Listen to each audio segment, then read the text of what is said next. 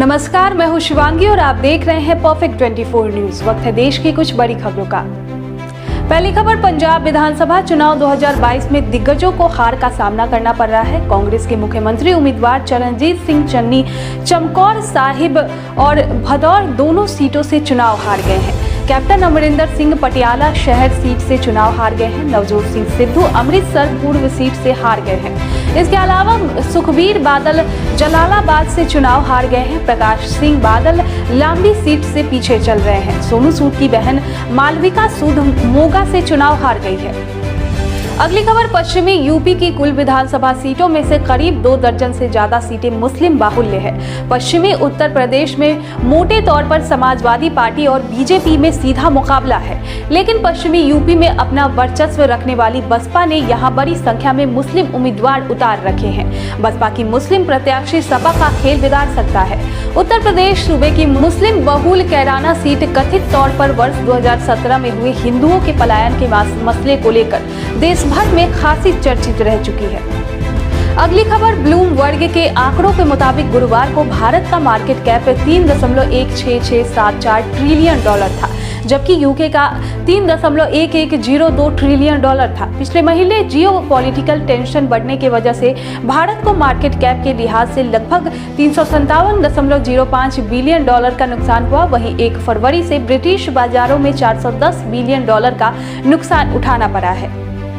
अगली खबर, 5 राज्यों के विधानसभा चुनावों में जहां 4 प्रदेशों में भाजपा ने बढ़त बनाई है, वहीं कांग्रेस एक बार फिर बुरी तरह से नाकाम होती दिख रही है। दूसरी शब्दों में कहा जाए तो देश की सबसे पुरानी पार्टी का चुनावी प्रदर्शन इस बार बेहद शर्मनाक साबित हुआ है। खासकर उत्तर प्रदेश में कांग्रेस महासचिव प्रियंका गांधी के यूपी पार्टी की कमान संभालने के बावजूद राज्य में कांग्रेस का वोट शेयर आधा हो गया है। पार्टी यूपी में 3% वोट भी हासिल करने में नाकाम रही है।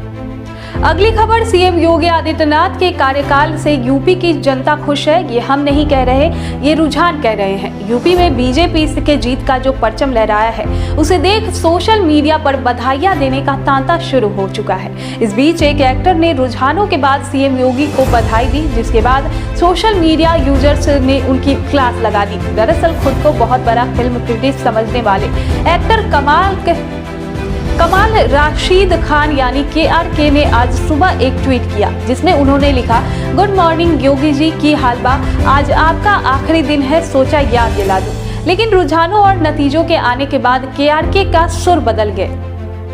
अगली खबर, छपरा वाराणसी रेलखंड पर सहतवार और बलिया के बीच रेल दोहरीकरण कार्य को लेकर NIA का कार्य 9 मार्च से शुरू हो गया है। इस बीच से ट्रेनों को रद्द होने का फरमान है। इसमें यात्रियों की परेशानी बढ़ गई है। छपरा जंक्शन से वाराणसी तक सफर करने वाले यात्री परेशान हैं। वाराणसी मंडल के मुख्य जनसंपर्क अधिकारी अशोक कुमार ने बताया कि दोहरीकरण पूर्ण होने के बाद NIA का काम चल रहा है। 9 मार्च से 19 मार्च तक निरस्त और निरस्तीकरण ट्रेनों का किया गया है। अगली खबर, बिहार के गया जिले से इस वक्त की एक बड़ी खबर सामने आ रही है, जहां CRPF जवानों और नक्सलियों के बीच मुठभेड़ चल रही है। यह मुठभेड़ बांके बाजार के नक्सल प्रभावी लुटुआ के शिकारकुआ जंगल में हो रही है। गोलियों और बम की आवाज दूर के गांव तक गूंज रही है। मुठभेड़ के दौरान नक्सलियों ने IED विस्फोट किया, वहीं CRPF के जवानों ने भी मोर्चा संभाला है। अगली खबर, भारत नेपाल सीमा पर स्थित सुस्ता गांव पर कब्जे के लिए नेपाल नया दांव खेल रहा है। लोगों को लुभाकर अपने पक्ष में लाने के लिए नेपाल गांव के सभी घरों को बिजली कनेक्शन और शौचालय देने में जुटा है। साथ ही यहां अस्पताल बनवाने की भी तैयारी चल रही है। बता दें कि पड़ोसी देश यहां पहले ही सुरक्षा प्रहरी पोस्ट खोल चुका है। दूसरी ओर IB की ओर से गृह मंत्रालय को नेपाल की गतिविधियों की रिपोर्ट भेजने व SSB द्वारा कई बार सूचना देने के बावजूद भारत की ओर से अब तक ठोस कदम नहीं उठाया गया है। नेपाल के संसदीय क्षेत्र संख्या 6 के सांसद दिव्यकरण कलवार उर्फ संतु प्रधान ने सुस्ता के हर घर को बिजली देने की घोषणा की है। शौचालय बनवाने के लिए सभी घरों में 2 बारी सीमेंट व 1-1 क्विंटल छड़ मुहैया कराया गया है। अगली खबर, नमामि गंगे परियोजना के तहत भागलपुर में गंगा का सर्वे करने आई टीम का चॉपर बुधवार को हवाई अड्डे मैदान के रनवे पर दुर्घटनाग्रस्त होने से बाल बाल बच गया। चॉपर लैंड कर रहा था, लेकिन रनवे पर एक बाइक सवार गाड़ी चलता हुआ निकल गया। रनवे से 50 मीटर ऊपर रहे चॉपर को दोबारा टेक ऑफ करना पड़ा।